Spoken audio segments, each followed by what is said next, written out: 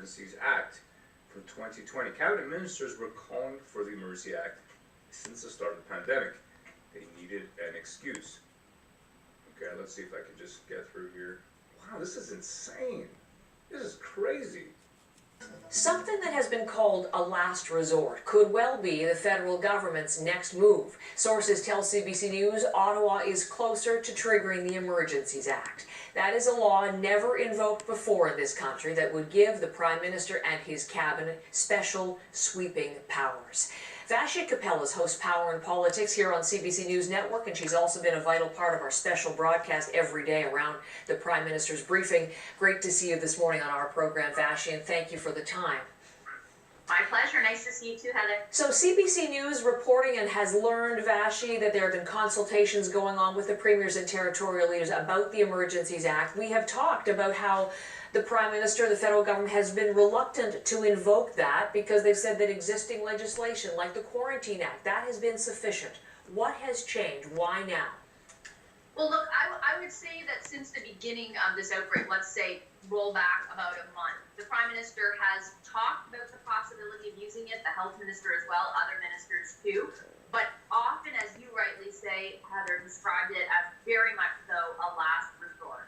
What has shifted is that they are in preparation for the possibility of using it. And by that I mean, and I should credit here our colleagues, Catherine Tunney, Catherine Cullen, and David Cochran have done a lot of digging into this, but they have essentially, there's a process that they have to start in order to be able to invoke it. They have to send letters to the provinces, they have to consult with the provinces. It has been a subject of conversation in many of the calls, including briefly last night, between all the premiers and the Prime Minister.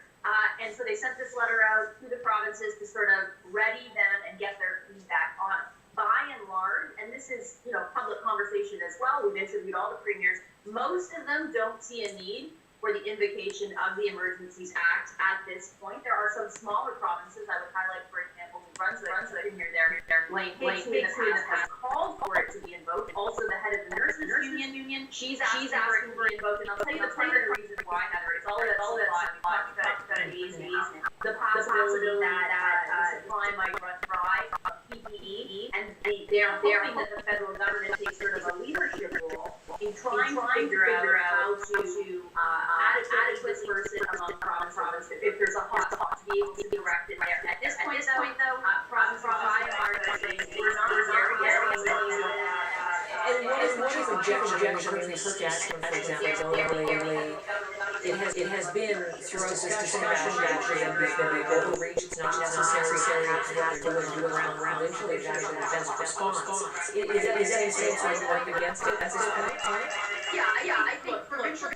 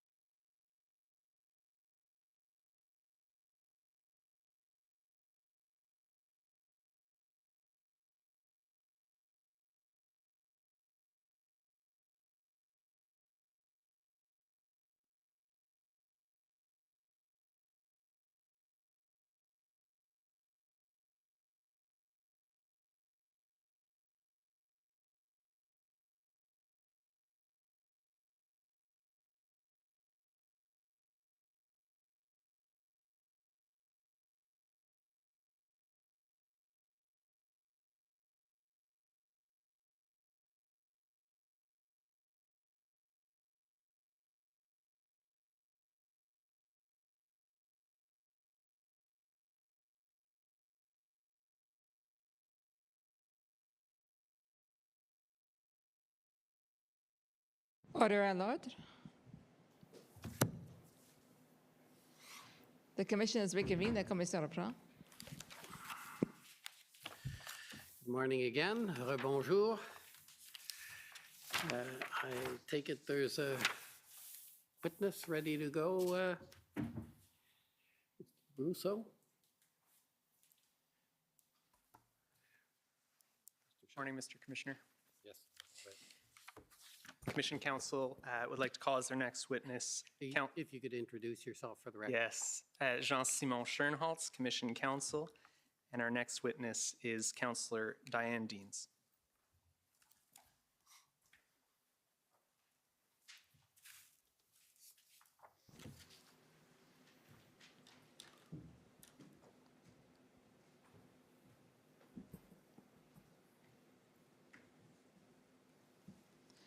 Councillor Deans, will you swear on a religious document or do you wish to affirm?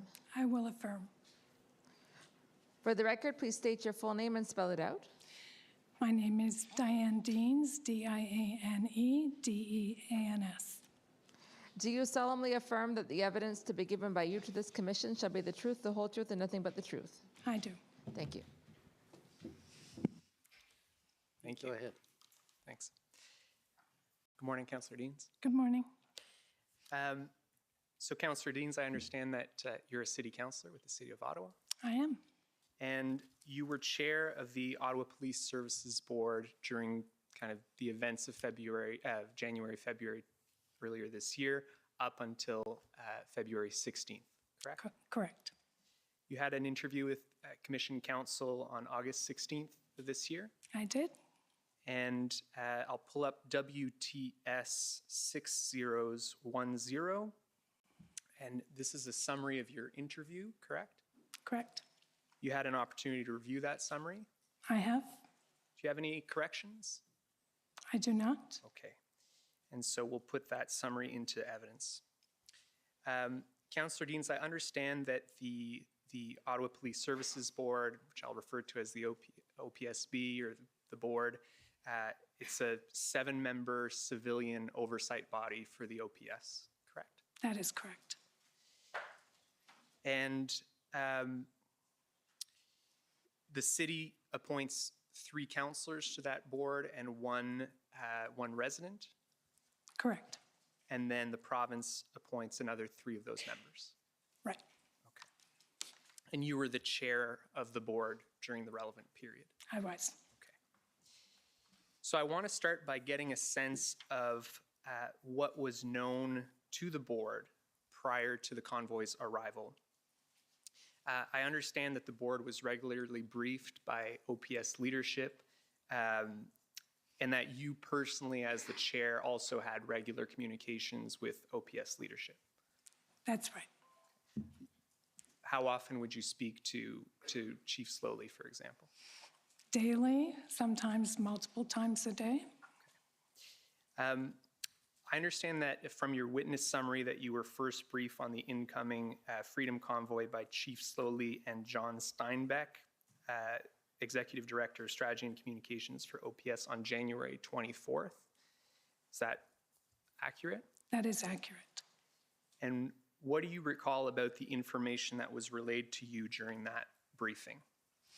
It was the first indication that I had that this was happening, and I hadn't been following it in the media, so it was the first time I sort of took stock that there was this convoy rolling across the country heading to the nation's capital. So it was basically, we know about this, we're working with intelligence agencies to gather information, they're coming at us, and we're preparing for them to arrive on Friday.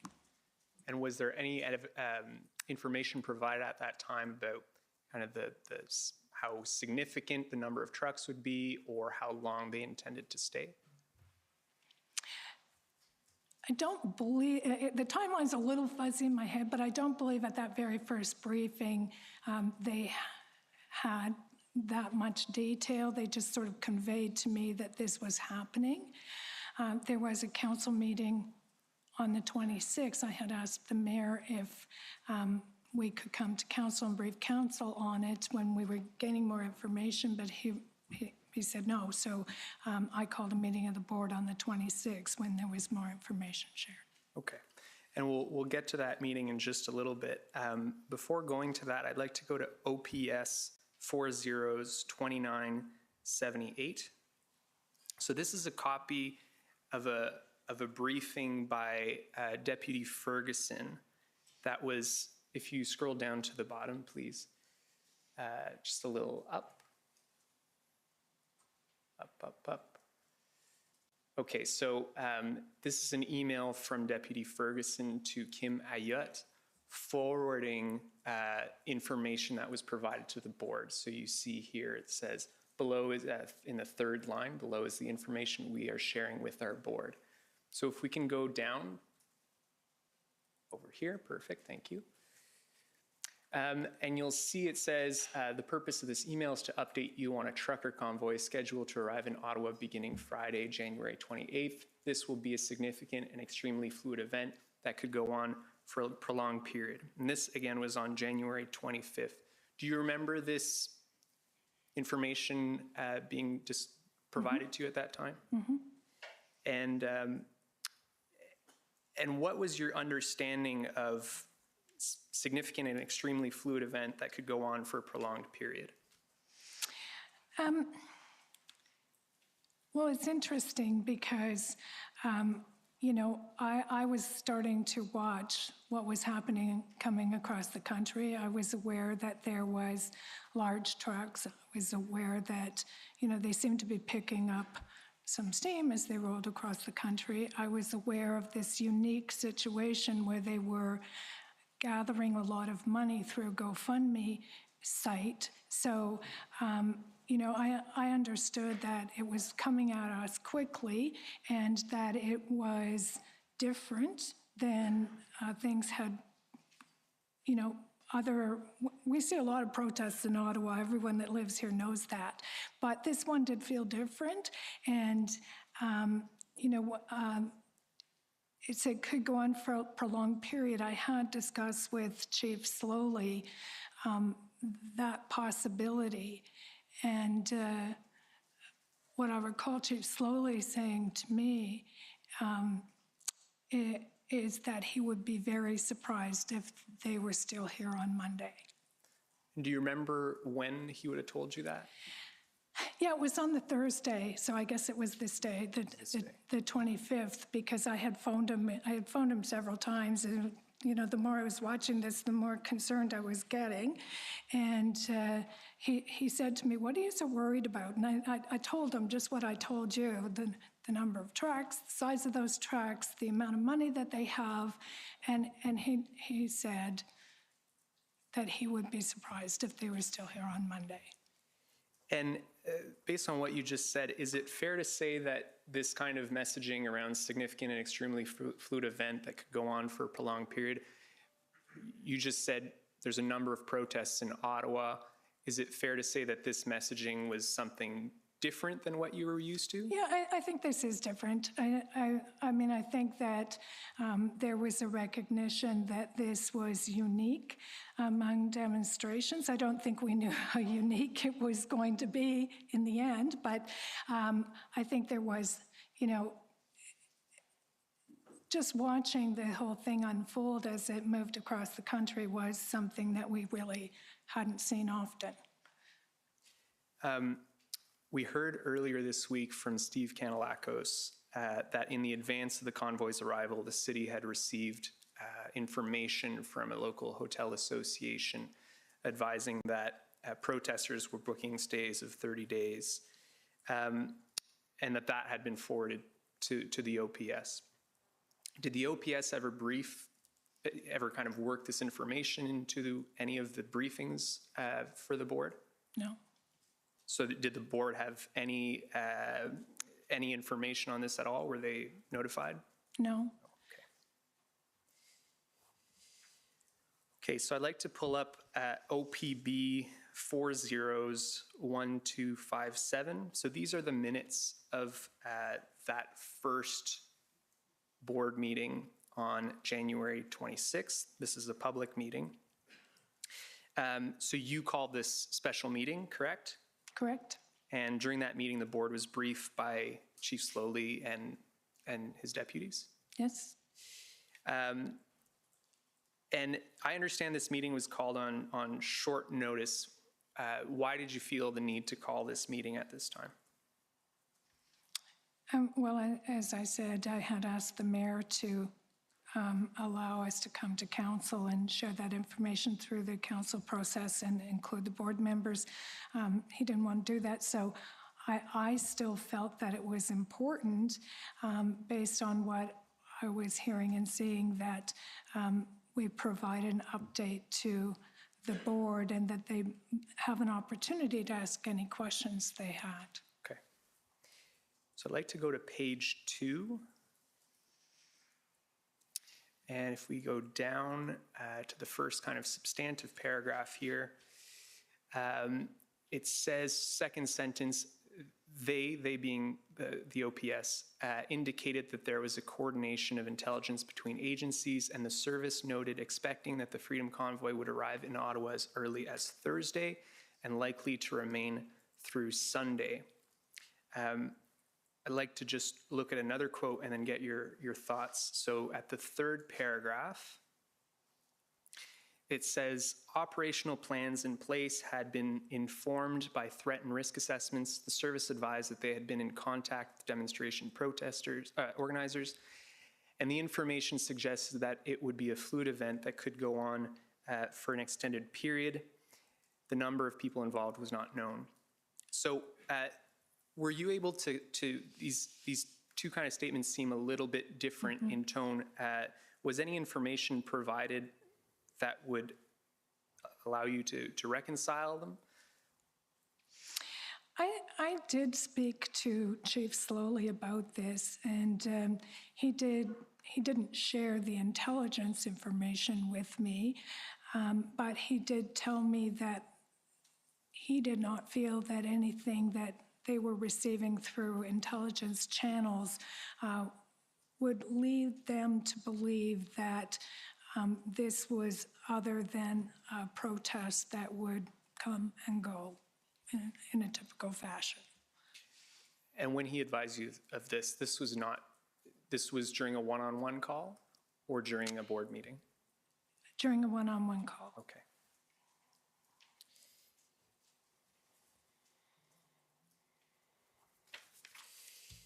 I'd like to go to the third page and the second paragraph on that page. So it says, the service noted that their priority was to maintain safety of the demonstrators, their members, and the community as a whole.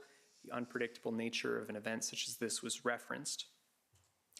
To what extent did the OPS brief the board on its operational plans during this first meeting? They did not provide the board with a detailed operational plan. In fact, we never saw a detailed operational plan throughout until close to the very end. We were given assurances that there were operational plans in place to address the situation. And here it talks about the priority being to maintain safety of the demonstrators, their members, and the community as a whole. Did the board inquire as to whether there was a plan to ensure their egress from the city at that time?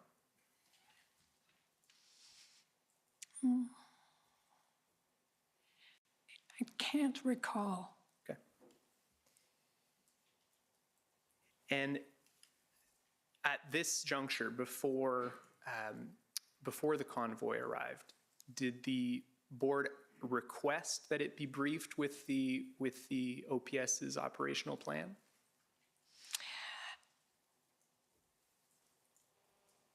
The board was asking about the plan. I don't know that we ever asked for a detailed briefing.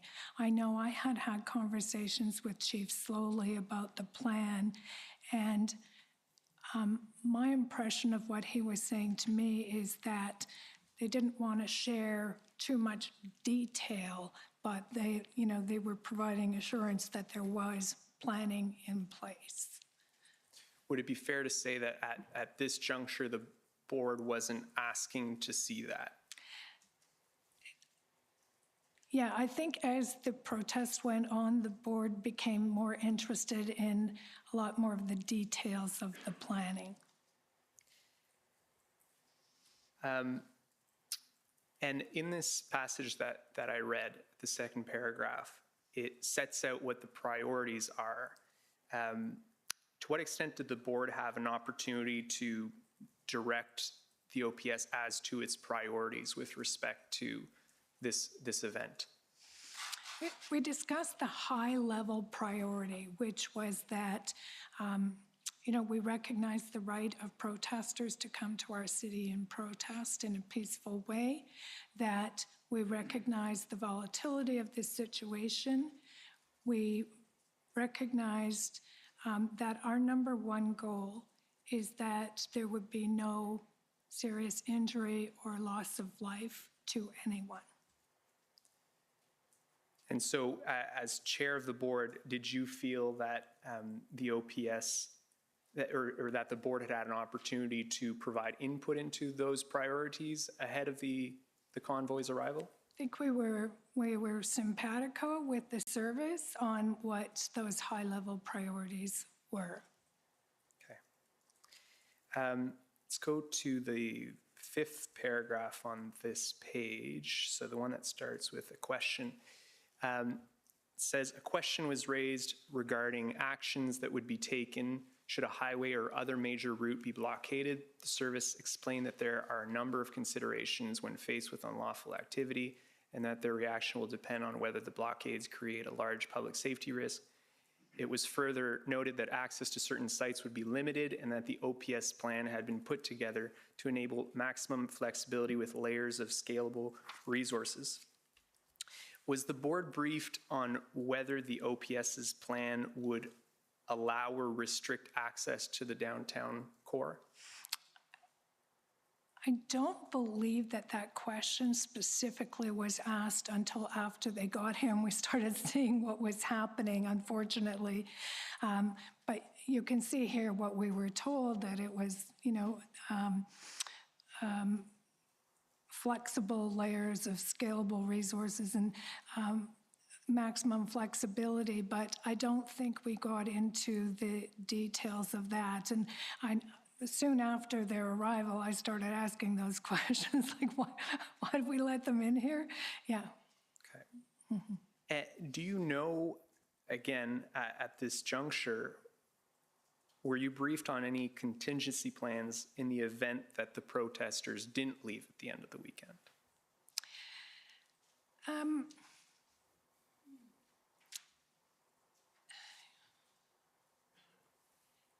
I think that we were aware there was possibility that they wouldn't all leave, but listening to the chief, the probability was that they would. So and the chief was also telling me that we had negotiators speaking with representatives of the convoy, and he was conveying to me that they were representative of about 70% of the people that were here, and that not 100%, so that even when there was discussions, there was some potential that what they were learning wasn't necessarily always going to take place. So I think there was the sense that things could be different than the anticipation. And were you satisfied that if it didn't go as expected and some either remained or most remained, that there was a plan in that event? Yeah, I think the level of detail I had is that they were working with the organizers and that they believed, or maybe it was hopefulness, I don't know, but I had the impression that they believed that they were going to leave. I understand that during this meeting, the OPS advised the board that it had a staffing plan for this event. were any resourcing concerns communicated at this juncture? Not to the best of my recollection. And do you know whether there were any contingency plans if resources became overwhelmed? You know, my impression is that there's a sense at the OPS that being the nation's capital, we've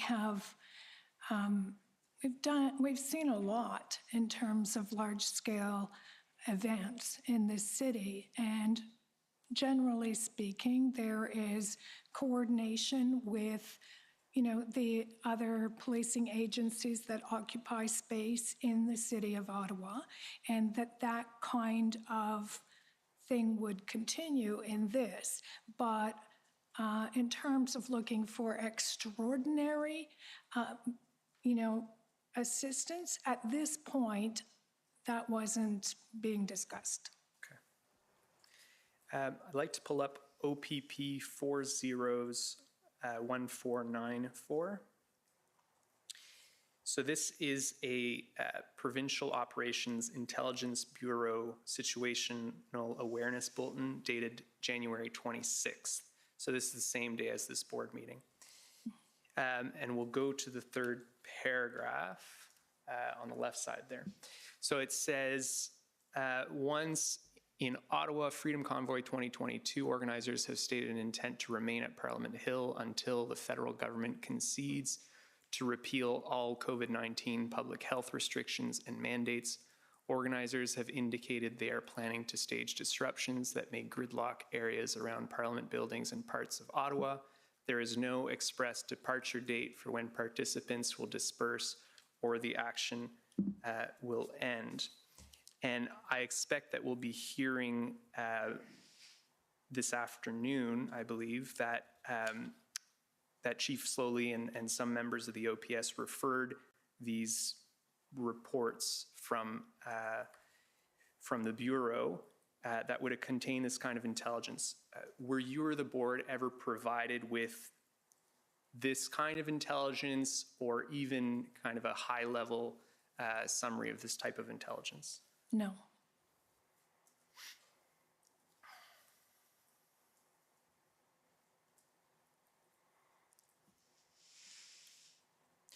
And this, the first board meeting on the 26th, that was a public meeting, correct? Correct. And neither you nor Chief Slowly requested that there be an in-camera portion? I don't believe so. Okay. Would it be fair to say that more information could have been provided had there been an in-camera portion? Yeah, I think that's fair. I didn't know about this information, so didn't know what to ask for, but, you know, hindsight's a great thing, but in hindsight, yeah, I would have liked to have this information and would have liked to know about it. And are you able to explain, you know, was there some rationale to why it was felt that there was no in-camera session necessary at that time? In my initial goal for that meeting on the 26th was to share the information that was available. Of course, I didn't have the benefit of knowing what information was available, apparently. So, you know, I didn't know that there was perhaps some intelligence information that could have been shared. I guess I really had the impression from Chief Slowly that intelligence information was not to be shared. So maybe a lesson learned there, but that I had the impression intelligence information is kept in very close proximity to the people on a need-to-know basis, and that it's not generally shared. So was your understanding that the board, even in camera, wouldn't necessarily be entitled to this kind of information? My impression is this information was not going to be shared with the board, what they were receiving intelligence. I mean, Chief Slowly was telling me things like, you know, we're not getting any messages from intelligence agencies that it's other than protests. We expect them to be gone on Monday. That's what the message I was getting. And what led you to come to the conclusion that the board wasn't entitled to receive this kind of information? I guess I took Chief Slowly at his word.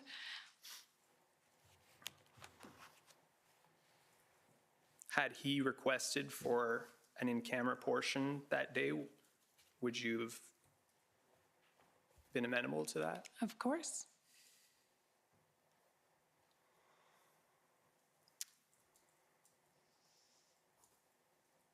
Okay.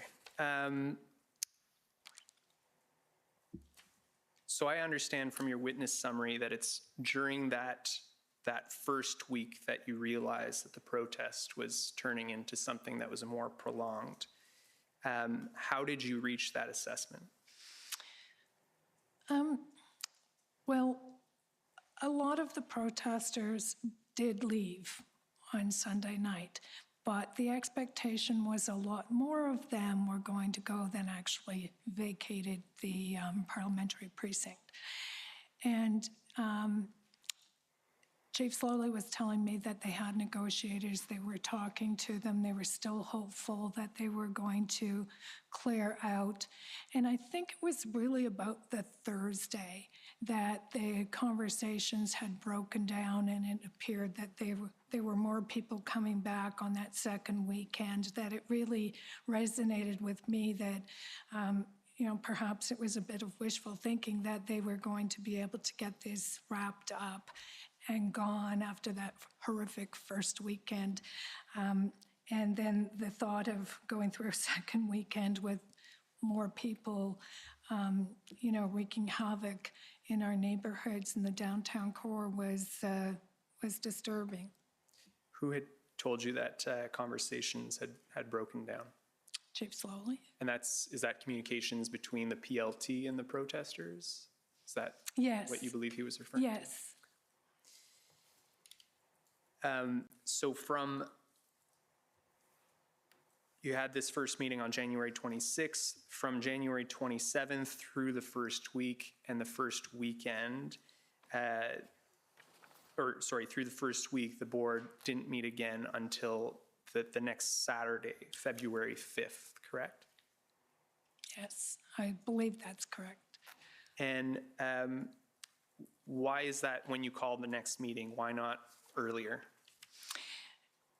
So there was some conflict. I was being advised by some people that I needed to limit the number of meetings that we were calling because police resources were stretched thin, and every time I called a meeting, it took a whole lot of police resources off the street and off the front line, and that they needed to prepare for that. It was a time-consuming endeavor, so we needed to package up the questions that we had and filter them through the communications department at police to try and give as much flexibility to police to do their primary job, which was to try and shut down the occupation of our city. So I was trying to be respectful of that, but also I was in touch with Chief Slowly a lot. I was communicating with board members and with members of council as they requested. But the vice chair of our board, Sandy Smallwood, who's been on the board a lot longer than I had and has connections across the country, one of the things that he was doing was speaking with other experts in the field of police governance and talking about what we needed to be doing as a board. And Sandy and I were talking regularly about that because, we're finding our way in something, I'd never been through something like this before, and it was new to us. And we were very concerned. We're cognizant of what happened in Toronto with the G20, very aware of the Borden report. I read the Borden report again through that process, and we wanted to make sure that we were doing things properly. And so Mr. Smallwood was in touch with Professor Andy Graham at Queen's University. He was in touch with Alec Mukherjee, who had been the chair of the Toronto Police Services Board. He was in touch with other experts across the country. And Sandy and I were talking frequently about this. And on the Saturday morning, we had this conversation about the depth of questioning that we as a board were doing. And I decided at that point that I needed a lot more detail about what the resource requirement was, because the board is an oversight body. It has very limited roles. But what we need, our primary mandate is to ensure adequate and effective policing in the city of Ottawa. And I wasn't feeling comfortable that we were meeting that test. And so I decided that I needed to call an emergency board meeting on that Saturday to put really a simple question to the chief, and that was, what do you need? What will it take to end this occupation of our city? And that was the purpose, that was sort of the sole purpose of that meeting, to get to the heart of the resource issue and what it would take for us to restore peace to our city. And we'll get to that February 5th meeting in a little bit. Who is advising you not to overimpose on the police by not calling too many meetings? Well, the police and their communications people. I listened to Serge Arpin's testimony the other day, where he noted he had also suggested to me that we not call a lot of board meetings because it was consuming resources that were needed elsewhere. Okay. So I'd like to go to OPB 401624. So these are notes from a February 1st briefing of the board by Chief Slowly and Deputy Bell. Do you remember this briefing? Vaguely. There's a lot of them. Mm-hmm. Was it typical for the board to receive this kind of briefing outside of regular board meetings? At that point, yes. I mean, we were kind of finding our way in terms of not taking up too much time and making sure that we were getting the information that we felt we needed in the performance of our oversight role. Okay. If we can just go down a little bit on the first page. Okay, the fourth bullet down says some resources have returned to GTA, but more resources retained from Peel, Hamilton, and OPP, more specific requests to OPP and RCMP. So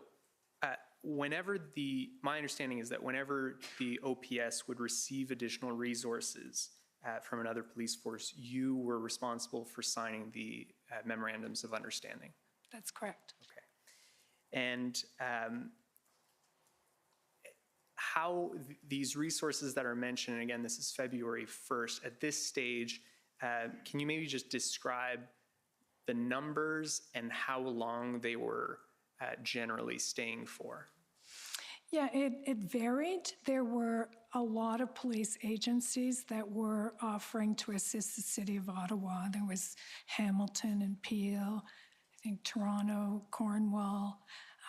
There were a lot, and they were coming and going. They were freeing up resources as they could, and some of them would stay for a week, some of them would stay for a number of days. We were taking what we could get because we were in need of all of the help we could get at that point.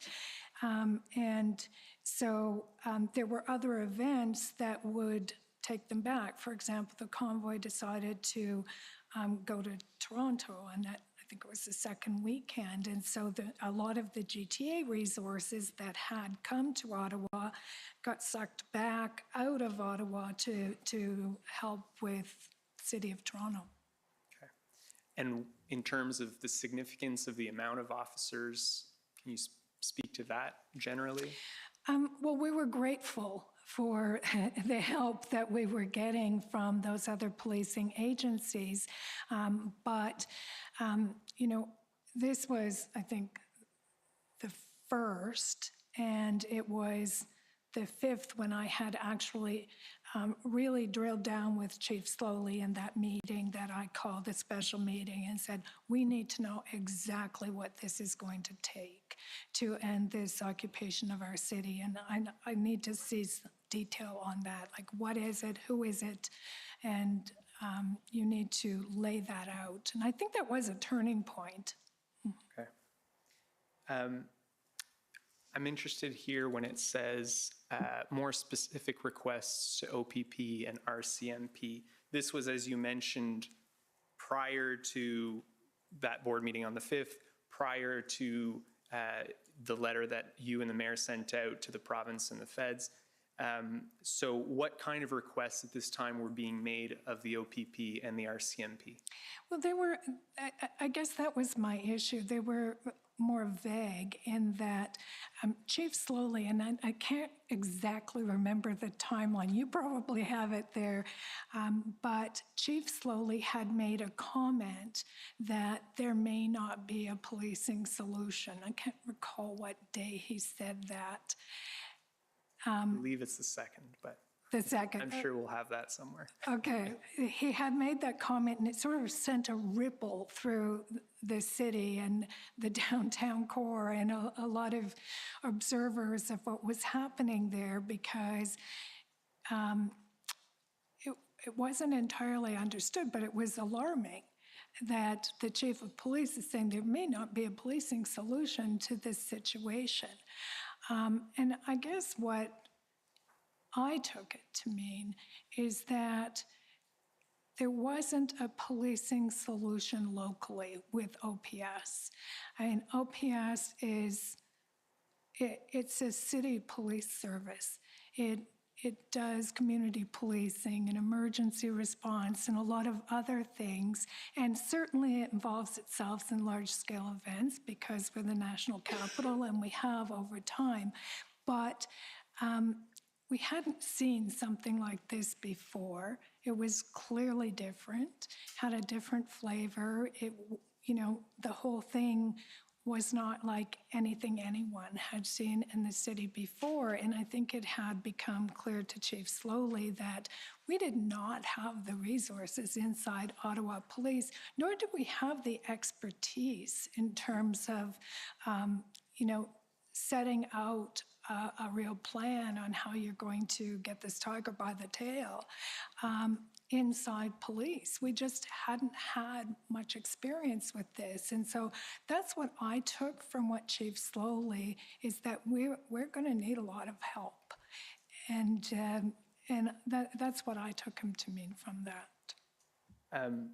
You mentioned needing kind of external expertise. Is that something that Chief Slowly said to you? Or was it just your assessment? I came to that conclusion. I can't specifically say to you he specifically said that to me, but I got there in terms of understanding that. And maybe it was later, because once the RCMP and the OPP embedded into our command center and they had a joint command structure where they brought with them those kinds of resources, we were starting to see things coming together. Okay. So coming back to this briefing, so I understand it as Chief Slowly is advising you and the board that more specific requests were being made to the OPP and the RCMP, correct? Correct. But you're not clear on exactly what those requests were that were being made? I think they were just saying we need help, but my issue when I called that meeting later that week on the Saturday was we needed to enunciate what that was. Mm-hmm. Okay. Is it at this point that that the board was advised that more resources were necessary? Is this around the time, first time the board was advised? I think so.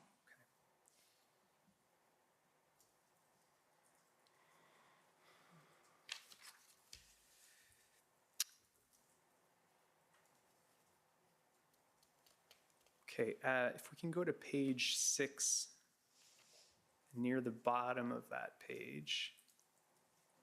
Okay, so just going up just a tiny bit, okay. So there's a question asked, if there was legal authority issued around a court order for removal, what would be the threshold for removing trucks and people, large conglomerate of people and vehicles? And then my understanding is Trish responds, indicated earlier on that we had a number of OPP commanders involved with previous occupation events. Consistently what we are hearing, an injunction is an option on the table. Everyone we have spoken to, we are not feeling that an injunction is the best way to go. Clear indication that injunction might be the worst way to go. We will keep all options on the table and will be able to justify using or not using them. So do you know who made this statement? I think it was Trish Ferguson. Do you remember this discussion about an injunction at this time?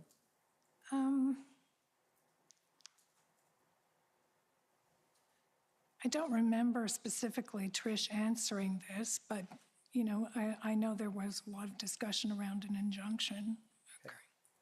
And There was a lot, I mean, it's interesting now you put it in front of us. There was a lot going on here. It was a whirlwind for 20 days, and it's hard to remember every single thing that every person said in order. So it's nice we have notes. absolutely. And I'm interested in, here there's a statement that an injunction might be the worst way to go. I'm wondering if you have any insight into what that meant. I phoned David White, who is the city solicitor, and to talk about the issue of an injunction, because it was one of the tools that occurred to me that was in the toolbox that could provide some help. And I had that conversation with David, and it was it went a bit like this. It was like... Well, I'm not necessarily interested in the content of the conversation. Okay. Yeah, there's solicitor-client privilege potentially here, so just tread carefully, please, Council. Absolutely.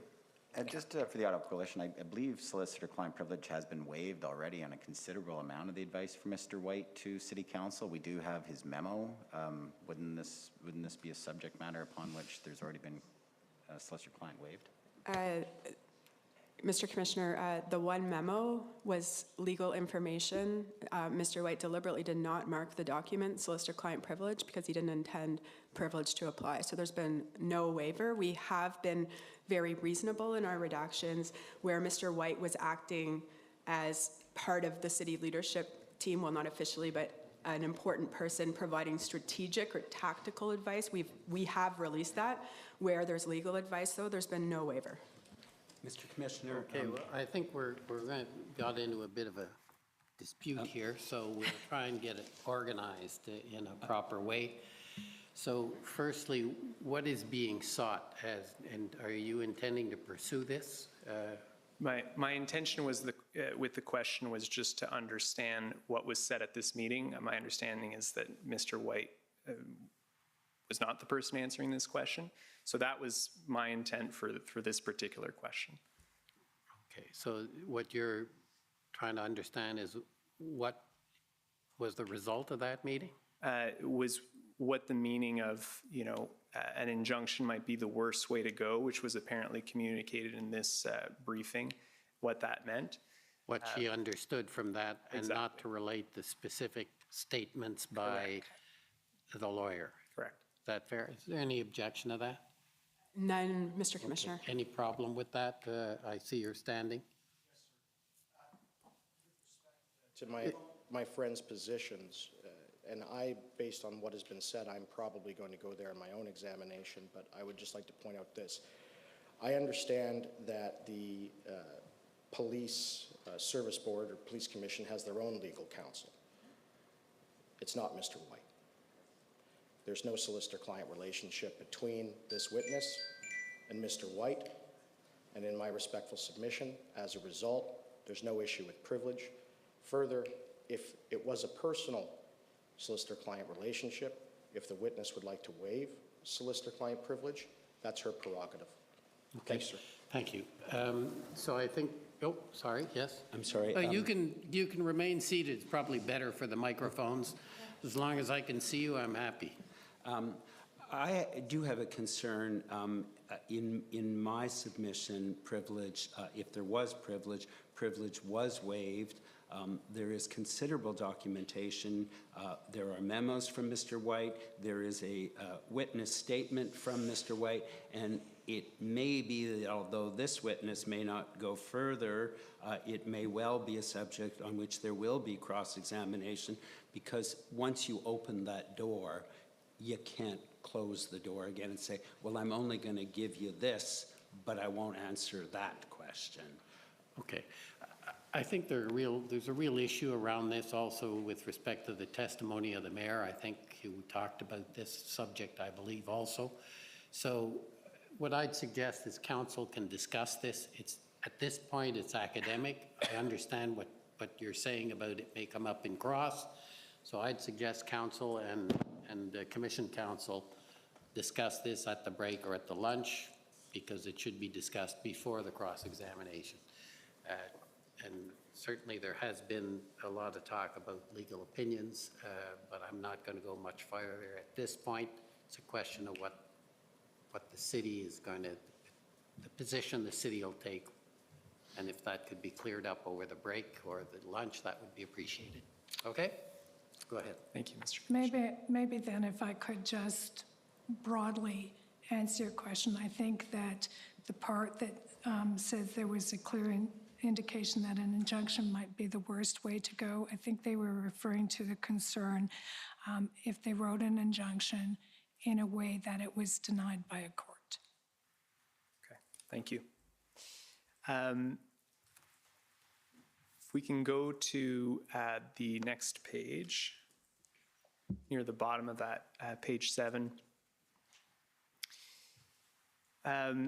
There was a question here, can you put boundaries, protect their right to protest but limit where they can go? And the answer is very little. Do you recall who said this during this meeting? I think it might have been Chief Slowly.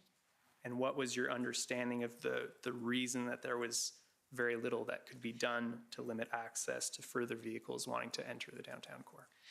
There seemed to be a view that there was a charter right to allow those vehicles into that area. And also, I had taken that up with the city manager, Steve Kanalakis, in an email exchange I did with Mr. Kanalakis. And he said that there were no other places for the vehicles to go, basically. So that seemed to be their view, those sort of conflicting views, but the two that I had heard at the time why the vehicles were there. Thank you. I'd like to go to document ONT 401120. And we'll go to the bottom of that document to provide the context, just the very bottom. So moving up from there. So this is just to kind of provide you the context. So my understanding is that on February 1st, Krista Ferraro, who's the executive director of the board, correct? Correct. Had a call with Lindsay Gray. And who's Lindsay Gray? She, at the time, was the board advisor from the Solicitor General's office. And there was a call on February 1st and about operational decisions. Were you on this call? Do you remember this? I don't believe I was on the call. Okay. If we can just go up to the top then of the document. So this is an email from the Solicitor General's office advisor, Lindsay Gray, to Ms. Ferraro, and it provides some citations, I guess, from the Morden report. Do you remember seeing this? Yes. Okay, and so do you know what the context was for Ms. Ferraro reaching out to the board advisor on this? The board was very cognizant of our role as an oversight body, and we really had the problems that the Toronto Police Services Board had gotten into during the G20 in the forefront of our mind. We didn't want to go down the same path and make the same mistakes. So we were trying to, in real time, I guess, learn from that and seek as much advice as we could about our role and the art of the possible, what we were allowed to do, where that line was. And,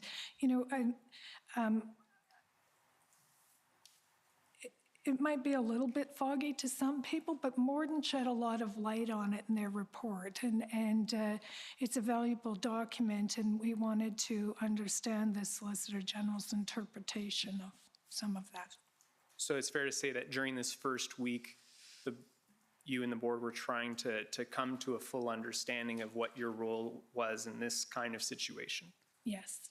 And maybe at a high level, could you, what were the key takeaways that you can recall of what the board's role was? So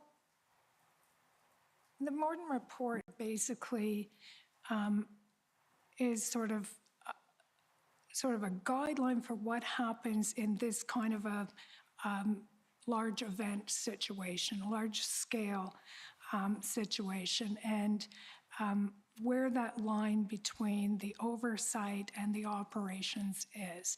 And I think what Morden was pointing out, and my understanding is the board cannot direct the chief in terms of operations, but the board can certainly ask questions about the plan, the details of the plan. The board can ask questions about the resource requirements, what the service needs, and the board can work to assist the service in those areas. And so,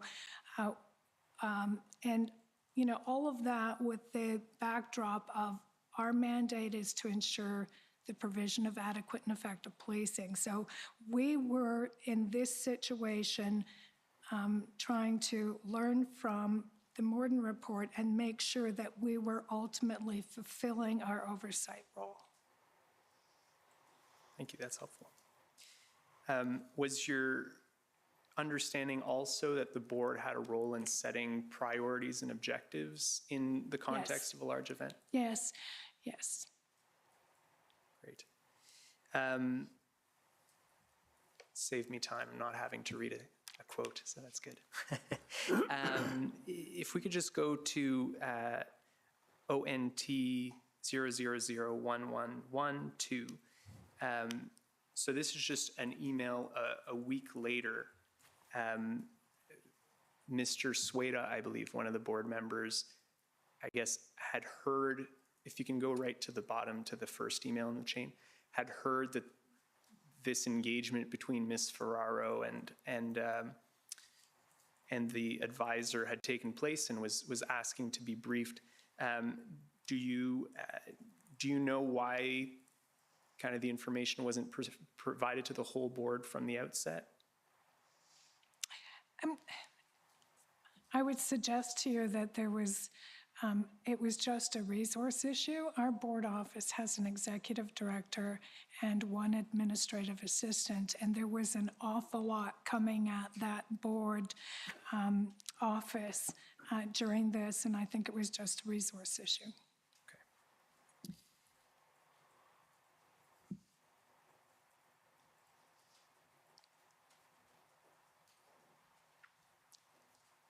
Okay, I'd like to go to OPB 50424. So this is on February 3rd, and it's an exchange between you and Chief Slowly. So if we could go to the first part of the exchange, keep going down to the next, yeah. So this is an email from you to the chief. And my understanding is that you are offering him support in securing additional resources. Do you recall that? Mm-hmm.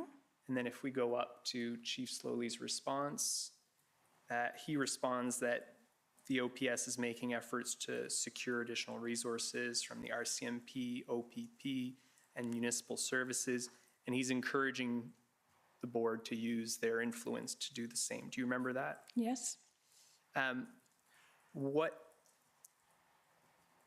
And it may be that you've already given me the answer, but what kind of resource requests did you understand were being made at this time? This was for additional, mostly boots on the ground officers. Yeah. Okay. And those were requests being made directly from the OPS to their policing counterparts at the OPP and the RCMP? Yes. Okay. Do you know how many officers were being requested at that time? See, that was the issue. They weren't providing them with, in my estimation, enough information about the resource requirement. They're just saying, we need help and send what you can. And to me, that wasn't good enough. It wasn't clear enough. That's why I ultimately called that meeting on the Saturday. And how did you know, as the requests were being made police to police, how did you come to know that that was the nature of the requests being made? I was in constant touch with Chief Slowly. We were talking about resources every day, how many were there, how many were coming, how many were going. You know, what was possible with the resources that we had. I mean, we're getting requests from members of council, especially in the impacted areas, to send more resources. We don't have more resources.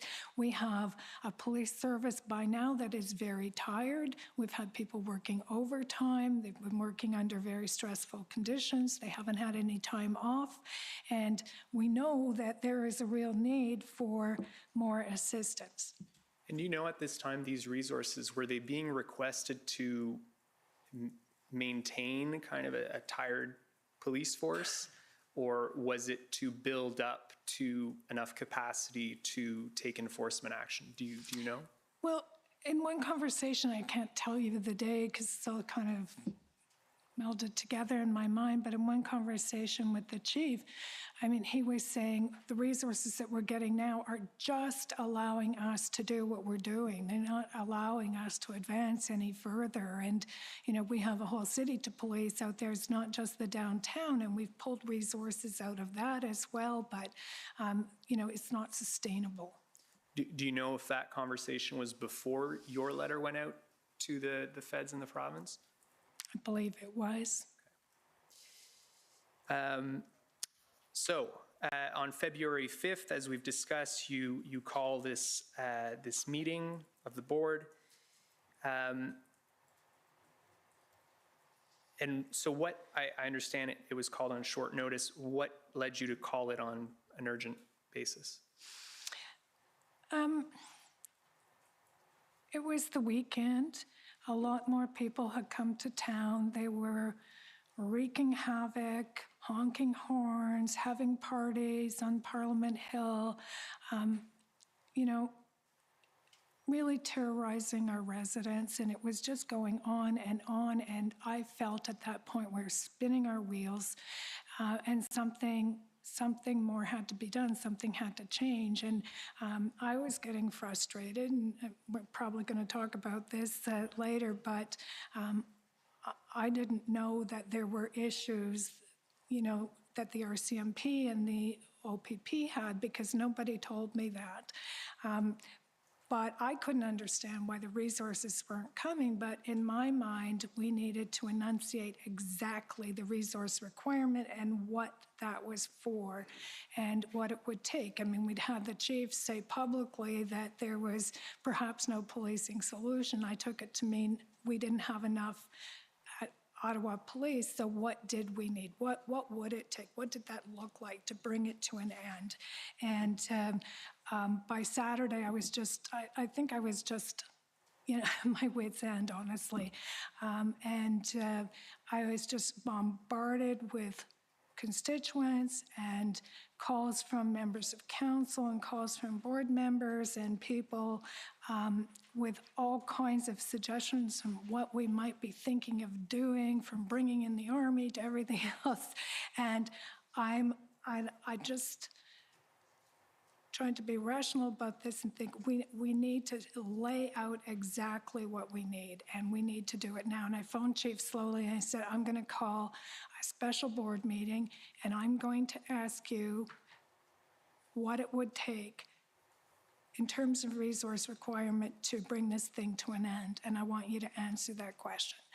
And I mean, he was really busy. I understood that. He didn't want me to do that meeting, but I just felt it had to be done. We could go to OPB 401264. So these are the minutes of that February 5th meeting. If we could go to page 5. So in the second paragraph, it says, although the board expressed frustration at the lack of clearly outlined plan that would result in the end of the demonstration, the service noted having articulated a framework aimed at their surge and contain strategy. So I take it at this meeting, the board was pushing to get more information on what the plan was. Right. And were you advised at this point that there was a plan to actually bring these events to an end? We were advised that there were plans in place. There were pieces of plans, and that they were working on. It was an evolving strategy, as I understood it. As things evolved, the plan was evolving and being worked on in sort of real time. But I was looking for more detail. And were you provided with more detail? The next day, the chief came back and provided more detail. He provided a list of his resource requirements and what that looked like in terms of officers and other civilians that would be useful in the overall plan. So the next day he provided you with details on the resources that were necessary, and we'll go to that table. Okay. Was any further insight provided on what the operational plan was to specifically bring it to an end? I don't remember how much information they gave us on like detailing, we're going to do this on this day and this on this day. We didn't get that level of detail until the very, very end. We were starting to see those levels of here it is. But my impression was it wasn't that well hatched at that point. And here it says the service noted having articulated a framework aimed at their surge and contain strategy. What was your understanding of the objective of the surge and contain strategy? Was it to bring this to an end, or was it to manage the situation? Yeah. Well, I think the ultimate goal was to bring it to an end.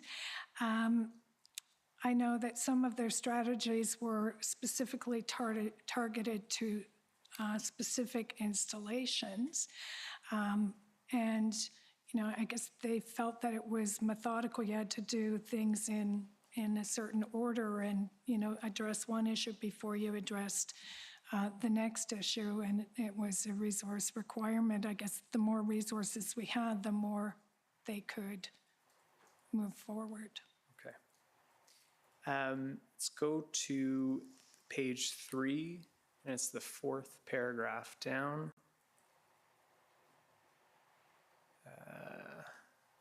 So it says the service had received supports from the OPP, the RCMP, multiple surrounding municipal services, however, still needed more.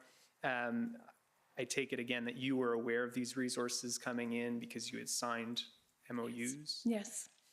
But, I mean, yes, I was aware of them coming in, but there was some creative math around how many resources were actually there and who knew they were there and on the ground, because there were 3 shifts, I believe.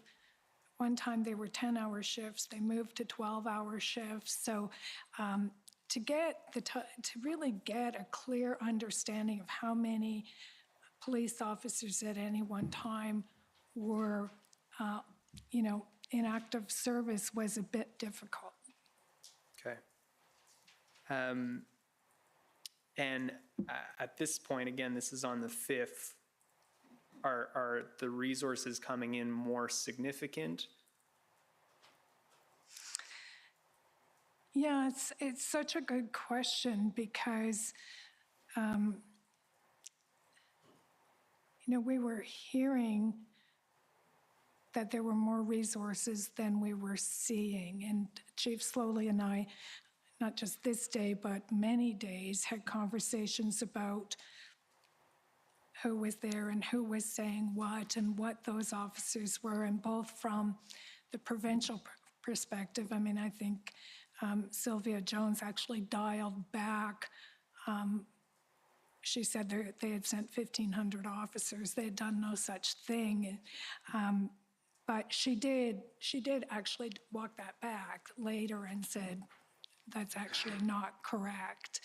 And then some of the RCMP officers weren't under the command of Ottawa Police for the purpose of this demonstration. They were doing other things. So there was some creative accounting when it came to the number of police that were available for this occupation. And when you're saying the RCMP were attending to other things, I understand some of them were attending to federal institutions, yes. Federal properties. Correct. Okay. Maybe it's helpful, so at this February 5th meeting, the board approved the appointment of 257 RCMP officers, which I guess would have been sworn in as special constables. So did that mean that 257 were on the ground? Like, what does that mean in practice if 257 are approved? Well, in practice, they're not all on the ground at the same time, obviously, because you have shifts, either 2 shifts or 3 shifts a day. So, that many are approved that are available. But in the case of those 257, I believe some of those were ones that weren't under our command. So it sounded like we had 257, but we didn't. We had far less.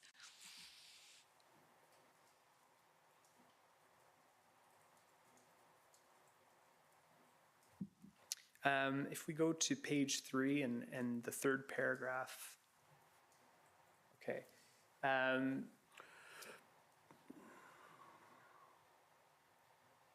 Sorry. 3rd paragraph from the bottom.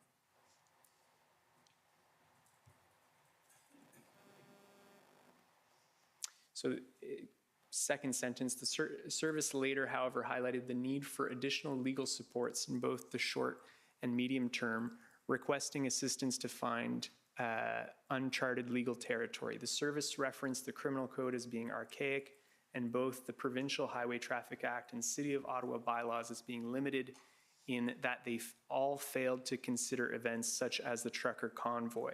Do you recall who said this? I believe it was Chief Slowly. And what did you understand this to mean?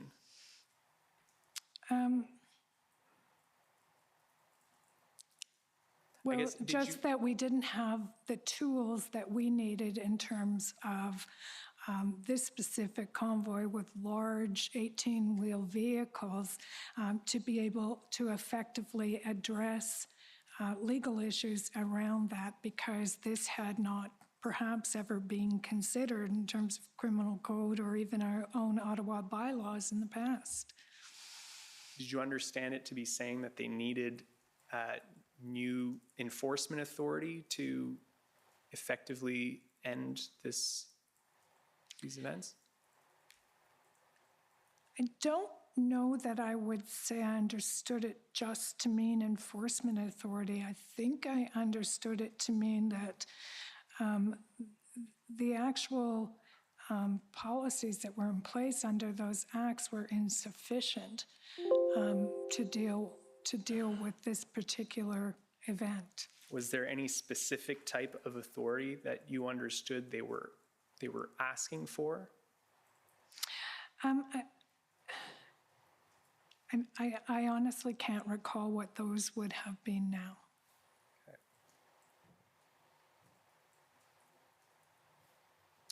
Let's go to page 5 at paragraph 5.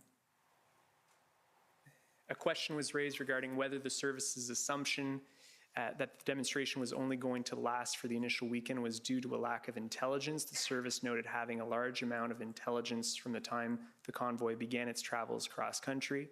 The intelligence indicated that there would be small groups staying into the week, but ultimately it had seemed as though the crowd would be departing. Do you know who provided this information to the board?